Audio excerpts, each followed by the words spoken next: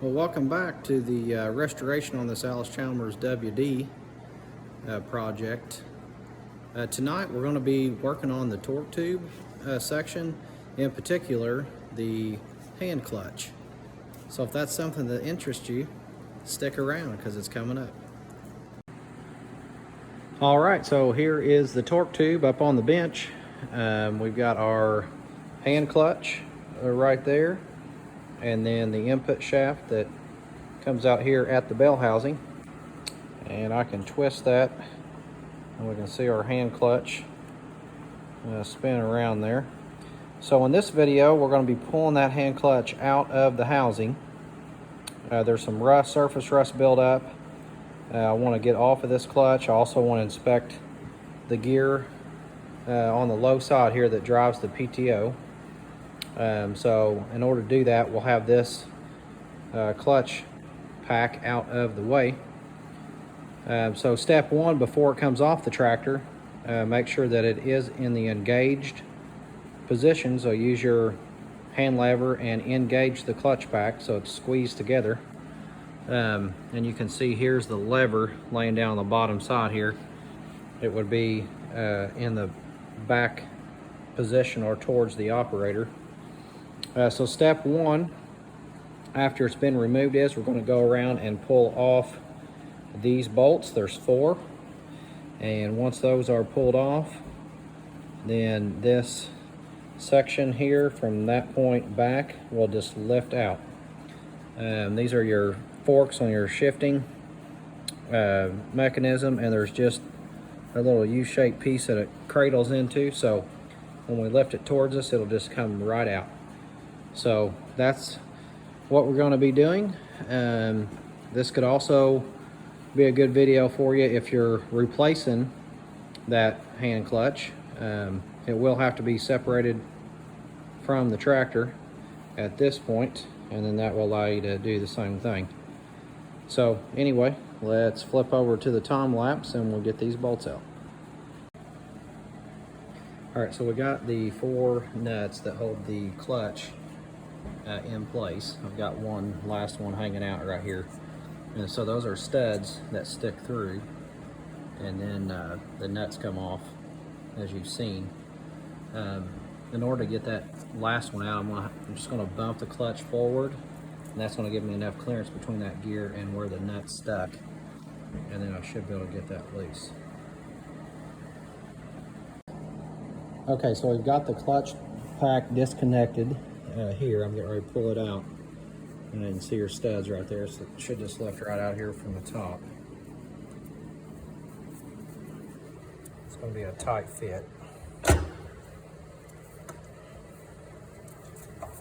have to rotate maybe this back a little bit.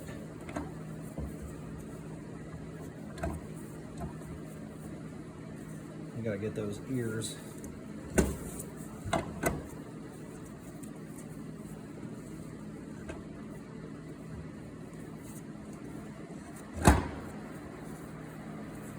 Get it twisted here, looking from that side.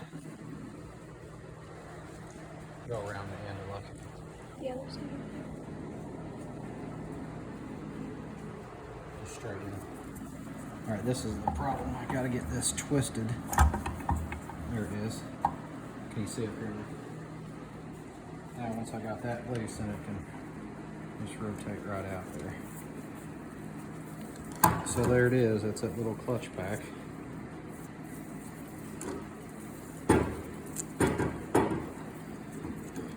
It looks pretty decent. I know my discs and everything are pretty good, just a lot of surface rust on it.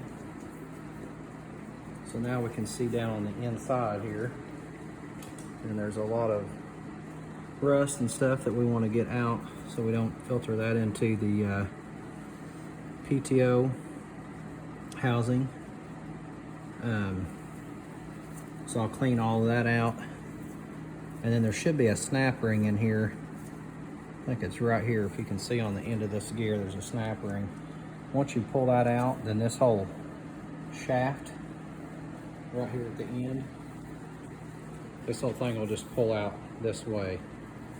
So we're going to do that because we have that one seal in there that we want to replace. So that's where we're at right now. The gears and everything down here look pretty good. I could see the PTO gears from the other side. So everything looks fine. We just want to get all that nasty junk out of here. I mean, look at that. It's just a lot of stuff. So anyway, we're going to spend the next few minutes just cleaning that up, and then we'll pull that snap ring off and we'll pull the shaft out. All right, so we got the snap ring off that was on the end of the shaft right here. So the next step, we're going to pull this gear off, and that should free up the shaft where we can pull it out on the other end. So I'll go ahead and pull it off first.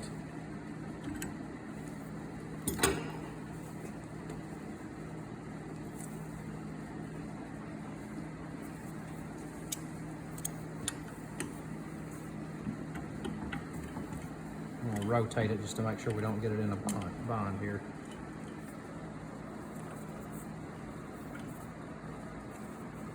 Feels like it's kind of tight.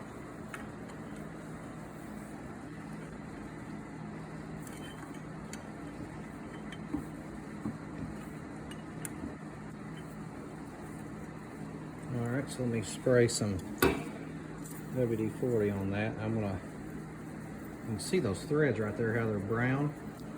It's had some rust. So there's probably been some water in this thing at some point. We want to knock that gear back in, and then we'll try it again here.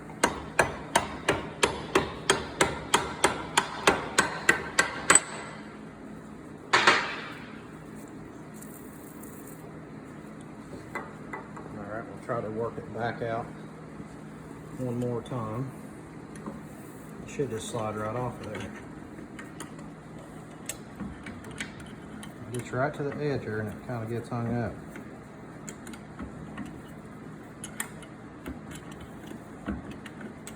It's going to come off this time though. Just about there. There it is. All right, so we got that.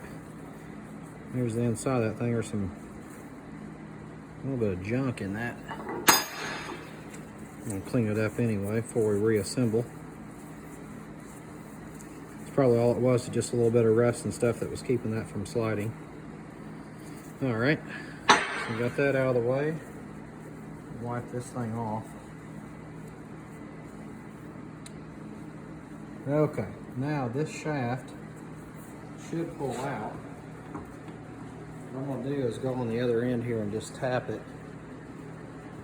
and hopefully it'll come out. Go down that other end.